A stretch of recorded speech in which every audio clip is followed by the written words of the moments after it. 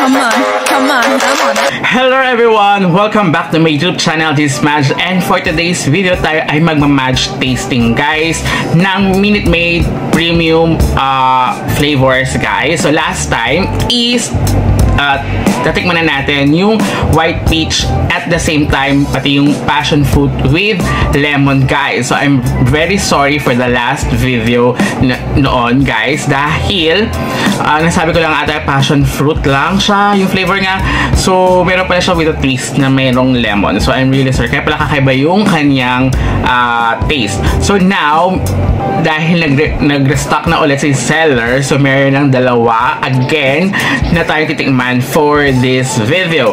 Ito I see red grape guys with the twist. Meron siyang rose na kasama and si green grape with sakura naman. So actually yung other brand nito like si Del Monte na green grape is natikman ko siya, pero kasi ito with sakura. So check natin kung halos pares ba or may pagkakaiba yung taste nila guys. So check din natin kung okay, kung ano ba magiging favorite ko from the last one until now. All those supposed to be 6 sila, pero 4 lang yung kanyang kinikater sinesell nga guys. So I think the other 2 is the main flavor, which is the orange and the mango. I think that's the 2 na wala guys. So before we jump into it, make sure you like this video, subscribe to my channel if you have not already, and ring that notification bell so you always be updated to my upcoming videos and off the clock episodes. So naunahin mo natin to si green grape guys dahil check natin muna kung may pagkakahawig siya ng taste sa Del Monte or kakaiba. Pero kasi medyo lighter yung color nga guys. So here, at least medyo matagal nga lang mag-restock kasi sa ibang bansa, pero kasi ini-import lang nila to. So as of now, sold out itong red grape and the passion fruit. So meron sila is this one and then the white peach guys, which is I love the white peach guys. Okay, so unahin natin to guys. See? So actually, I'm really sorry. Diba sabi ko may pulpy siya last one. Yung pala, hindi ko kala ko wala. So yung sa passion fruit, sa ilalim nga, meron talagang pulpy. So may mga pulpy. Pero hindi ganun kalalaki guys. So I think meron din dito sa ilalim nga guys. May pumasok na yung pulp nga. Masarap naman siya guys, kaya lang nakaiba yung lasa niya. Malalasahan mo yung green grape, pero unlike kay Del Monte, super sweet kasi kay Del Monte, diba? Once na ininom mo, talagang matamis yung palasa niya. Dito medyo matabang para sa akin. So yung paghihantulad ko is medyo may pagka-matabang. For me, mas matapang yung green grape ng Del Monte. Although siguro dahil because of the sakura, but I don't know ano man taste ng sakura. Anyway, I'll check that one guys, kasi never pa naman akong nakakain or naka-intake na any kind of sakura flavor. So I will pero kasi lasa nga pa rin yung green grape guys. Pero masarap siya guys. I like it. Pero for me, mas gusto ko pa rin yung white peach. And then mas malasa kasi yung passion fruit. So second ko pa rin yung passion fruit. And then ito na yung pangatlo ko guys. Pero okay, at least natikman natin siya, diba? And the next one, okay naman siya.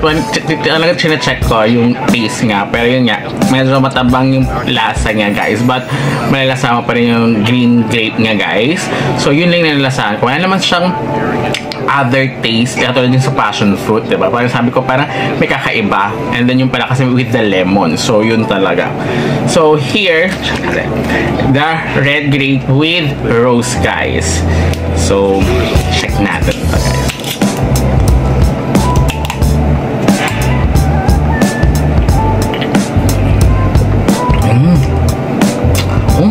Masasarap siya guys. I love this one. Hindi siya yung grape na yung grapes flavor like pag bumili ka sa ano, iba yung pag, sabi yung grapes nga, pero kakaiba yung grapes nga, I don't know. Masarap siya guys, I love this taste guys. But, mas gusto ko pa rin yung, sorry, yung pulp nga. Yung white peach guys. So, pangalawa ko siya. I really love the white peach flavor guys. And then, this one, the passion fruit. And then, ito na yung siguro, at least, for the taste lang, at least tikman ko para gano'n. So, pero kung bibiling ako ulit, I think the white peach and this one guys. I love this one. So, I recommend this one guys. Kakaiba siya. Wala pa naman ako natikman na other red grape guys. So, ito red grape siya.